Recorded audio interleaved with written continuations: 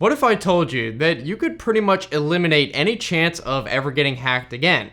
The title might seem like an exaggeration, but it's kind of true that most of the time, 99% of the time, anytime you get hacked or get a virus on your computer, it could have easily been avoided. So that's what we're going to do today. Go over really simple and straightforward ways to reduce almost completely the risk of getting your computer compromised, and it's not that difficult to do, and really anyone can do it. Now, before we begin, I want to give a big thanks to the sponsor of this video, Lastpass. If you're not familiar, Lastpass is a password manager that securely stores all your passwords for you, so you only have to remember one master password. You never have to go through the trouble of looking for forgotten passwords or worry about being locked out of your accounts or answering a bunch of security questions, because it keeps track of everything for you, both on desktop and on the mobile apps it has. And because it has a built-in password generator, you don't even have to spend time coming up with strong passwords yourself and then trying to remember them. So it also makes it easier to use unique passwords on every website, which is extremely important and something I will be covering later in this video. LastPass basically puts your password security on autopilot, so you don't have to try and remember, write down, or reset your passwords if you can't remember. It just keeps track of everything in one secure place. Plus, one of the main features is that it fills in passwords for you on websites, so you don't even have to type them in. And another cool feature is the ability to safely share your passwords with others through LastPass if someone needs access to your accounts, for example. So every step of the way, your data is protected and conveniently accessible still. As I've mentioned in the past, this is actually the password manager that I've always used anyway for several years now, so I can genuinely recommend it. And if you want to check it out, you can just go to lastpass.com, and of course, I'll put the link in the description as well. And now, let's get into what you need to do to avoid getting hacked forever. So the first thing we should probably go over is what exactly do we mean by getting hacked, right? It has a few different meanings. And in this video, I'm going to go over basically 3 different meanings it could possibly have. The first is like getting your account hacked, someone breaking into your online account when they shouldn't have access to it, obviously. The other meaning would be getting a classic computer virus. You download something, you run it, you shouldn't have, and now someone else has access to your computer. And then the third might be a software exploit where you didn't even necessarily do anything, but your software was vulnerable, and now someone was able to use that to also install a virus, whether it was a keylogger or a rootkit to completely take over your computer, but the result is the same as a classical virus. Of course, the other possibility is that someone specifically goes in and targets you for hacking to hack into your specific computer, but most of the time, 99% of the time, that is not the case. You really do not have to worry about that unless you're like a government official or something like that. Pretty much all the time, what happens is a online criminal will just cast an extremely large net and just use software and bots to do the work for them. They'll maybe upload the virus, and whoever gets caught in that net, that's who they'll target.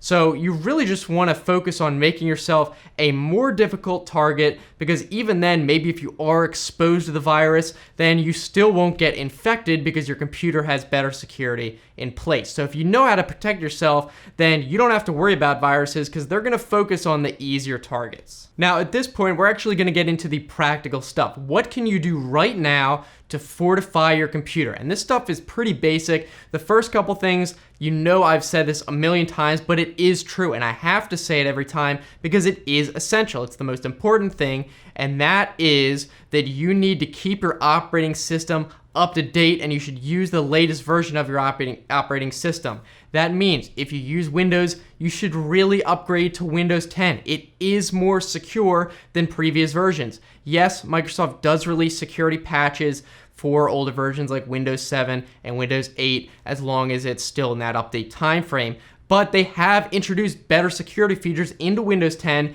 that Windows 7 and Windows 8 just simply don't have. And of course, even if you do have a Mac, this also applies to that. It is always more secure to have the latest version of an operating system, and you keep up to date within that version and install all the patches. Now, most of the time, Windows and Mac will really keep you up to date automatically, and I think Windows like forces you to stay up to date, so that's fine, but you should really avoid delaying updates if you have the option. And of course, you also need to keep your software up to date, like your web browser.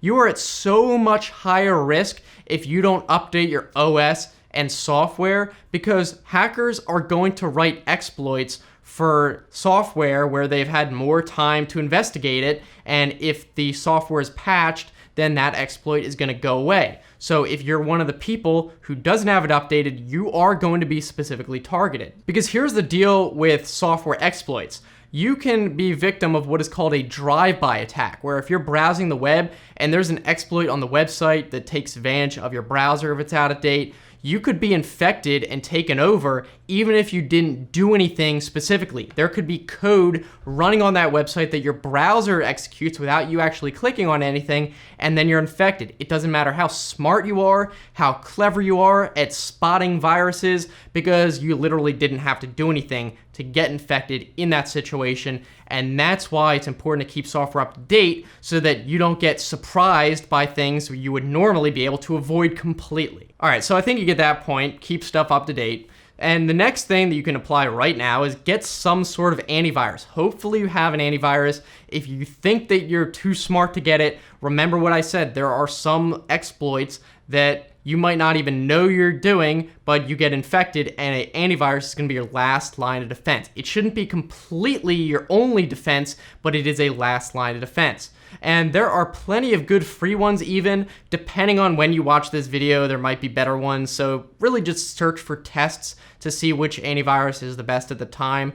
But in any case, you probably want to get one that has some sort of internet security, it might be called, or real-time protection, that will basically monitor files and requests from websites and block anything that is potentially malicious, and that again is going to protect you from anything that could be coming through that you don't even know about. And this is especially important with so-called zero-day exploits, where even if you are completely up to date, the bad guys might find an exploit in some software before they're able to even be patched, and then literally everybody is exposed, so there's a chance that your antivirus will be able to block it with so-called heuristics, where it kind of detects the behavior of the software even if it isn't a known virus, and you can probably have some software protection there. That's why it's so important. All right, the next big topic we need to talk about is behavior and what you should be doing and being aware of to avoid getting viruses and stuff like that. And then the final section we can talk about is online account security.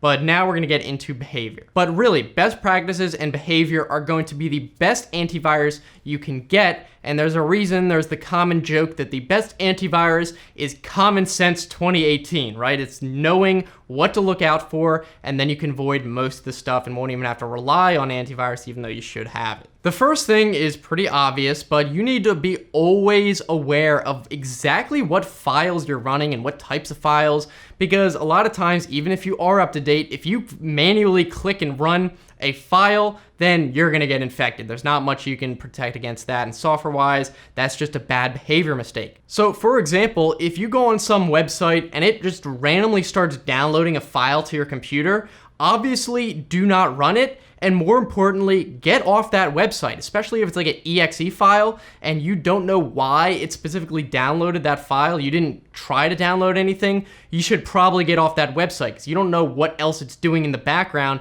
if it was able to initiate a download that you didn't want to. So you might be fine if you didn't run the file, but still, you don't want to deal with that at all. Now, one setting that is extremely useful that's not even on by default that you should enable is viewing all file extensions on your computer, even if it's a known file extension. This will allow you to see exactly what type of file you're running.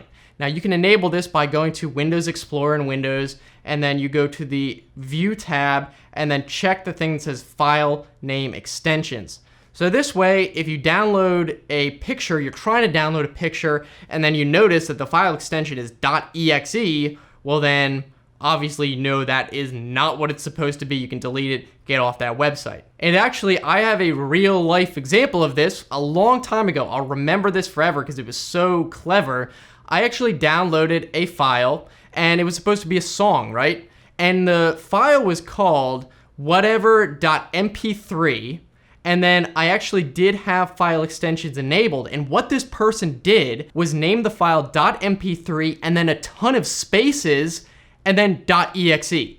So first of all, if you didn't have file extensions enabled, you wouldn't have seen that exe at all. You would have thought it was an MP3 file, And even if I did have file extensions enabled, they tried to hide it by putting a ton of spaces. Luckily, I saw that it was a virus and did not run it. But that just goes to show you the kind of trickery that people will use. And even if you download a file, it might not be exactly what you think it is if it's not from a very reliable source. If you're not super sure about a certain file that you have on your computer, a good website to use is called Virustotal. It's actually owned by Google now. And what you can do is upload this file and it will literally scan it with like 30 something different antiviruses. So you can actually see whether or not it's a virus with pretty good accuracy, depending on how many positive results it gets. And sometimes it might get some false flags, like if there's one random antivirus you've never heard of that says it's a virus, but everything else is green, it's probably fine. But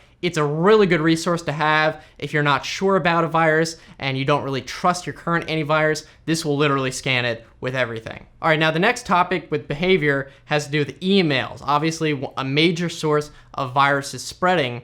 And you need to remember here that it is sometimes just as bad to simply open an email that could be a virus, especially or more specifically if you have like an outdated email client. Now, Google and Gmail is really good at this. Typically, they're very good at filtering out email, but if you're using like Outlook or something, or your work doesn't use the latest version of Outlook, then you need to be very careful who you're getting emails from and maybe not even open it if you don't recognize it, because there could be scripts in there that, again, take advantage of that older software where you don't even have to run it. And again, running attachments that you don't recognize, even if it's a Word document, is also bad. There are exploits in Microsoft Word older versions that could go out and spread itself outside of Microsoft Word using an exploit, and then you're affected on your whole computer. So it's very important to remember that a virus doesn't necessarily have to be an exe file. There are other types it could use.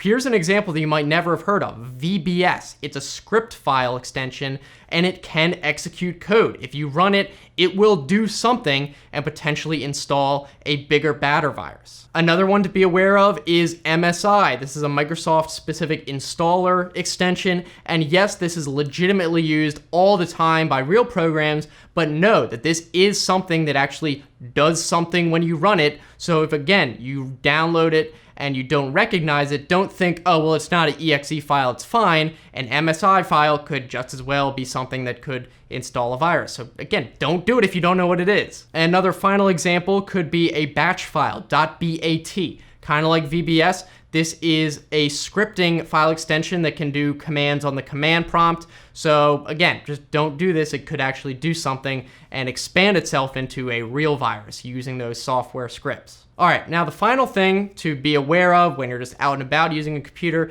is avoiding public Wi-Fi hotspots. I have talked about this in other videos, you may already know this, but remember that anytime a Wi-Fi hotspot does not have a password, that means that it is unencrypted. And I'm talking about a connection password, not some sort of thing where you connect and then there's a login page. That's totally different. It needs to be a password to actually connect. Otherwise, that information is sent in the clear, and anyone sitting there with a laptop in the cafe or whatever can listen to all the information being sent to and from people's computers and the router. Of course, it is important to remember that not all is lost if you absolutely have to use a public Wi-Fi hotspot, because most websites do use encryption. If you go to a website and it's a HTTPS in the browser, that means it is using encryption, but it's not always 100% if that website does not have the encryption properly configured. So if you're using a website like Google or your bank, hopefully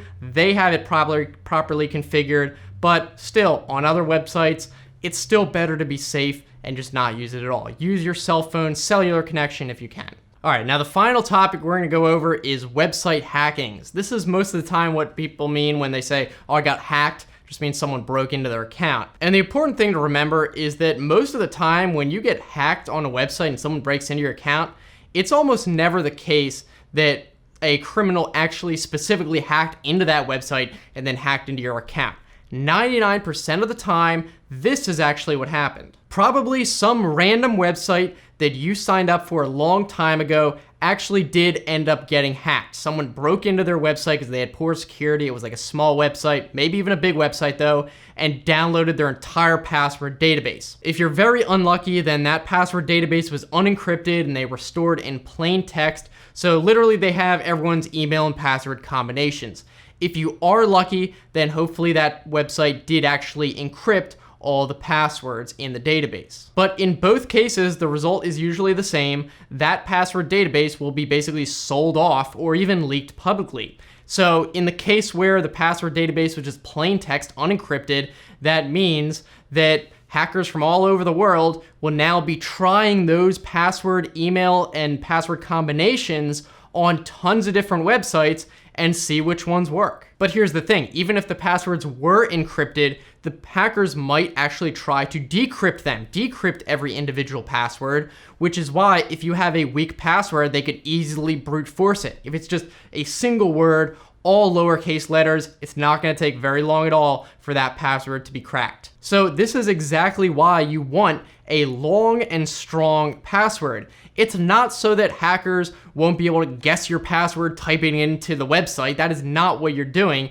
You're protecting it against software that is trying to brute force your password and millions of times a second. So then what happens next? Well, let's say that you had a weak password and it was easily decrypted by the hackers. Or even if you did have a strong password, it was stored in plain text because the website had bad security and you had no control over that. Like I said before, if you used the same password on multiple sites, chances are that hackers are going to try and use bots to literally try your password combination and email on a whole bunch of different sites and see if it works and logs into them, specifically very important sites like banks even. And it's not necessarily just the person that broke into that original website. Remember, they might sell that database or leak it, and then you have people all over the world trying your password combination everywhere. And get this, here's another interesting thing you might not have even realized hackers did, but if they get hold of a giant plain text password database, they might do what is called a dictionary attack and use all those passwords they know that are plain text and use it to try and decrypt a large encrypted password database. They'll literally use the dictionary of passwords they know to try and brute force ones that they don't. So this, for example, means that even if you have a very strong password, but someone else used that same password, then they might guess you correctly because someone else used that password and that was added to their dictionary and that matched up when they were decrypting yours. Now, the reason I'm telling you all this is because it's very important to understand why websites might not be as secure as you think they are. You trust a website, oh, I have a password, no one can get in, but really, you don't have to worry about just that website. You have to worry about every other website not getting hacked, and even other people's passwords if it's the same as yours. So that is why, specifically, you need to do two things when it comes to a password. You need to have a unique password on every single site, and it needs to be a strong password. That will protect you from both scenarios, where if a password is stolen on one site, can't be used on any other site, and hopefully that one website that was hacked will realize they were hacked and force password changes, and then your password that you use there is useless in every other case. And if they do hack that website and it's actually encrypted, then they won't even be able to get your password anyway. They might be able to get other people's passwords that were weak, but they won't even get yours regardless. Of course, needless to say, even if you did have a strong password that was encrypted when it was stolen, you should obviously change it and never use it again. So obviously, this is a good reason to get something like Lastpass that I mentioned in the beginning of this video. I have actually been using it for years. So a good example is if you want to sign up for a website that you don't really think you're going to use very often, just use it to generate a random password that is very strong, and then you don't have to remember it, and it's random. It's never going to be used again, obviously. It's infinitely better than using the same password on every site just so you don't want to remember them all. All right, so I think that covers everything. Hopefully by now you should be much more informed and you should be prepared the next time some sort of virus comes your way. You'll know what to do, or not even have to worry about it because you don't notice it because you're completely up to date. If you guys thought this video was really helpful, I'd love to hear what you think. If you have any other tips that maybe I forgot to mention, you can check down there. Other people might have tips as well. If you want to keep watching, I'll put some other videos right here. You can just click on those. And if you want to subscribe, I make new videos every week, so it should be worth it. And also be sure to enable notifications by clicking the bell next to the subscribe button. So, thanks so much for watching, guys. I'll see you next time. Have a good one.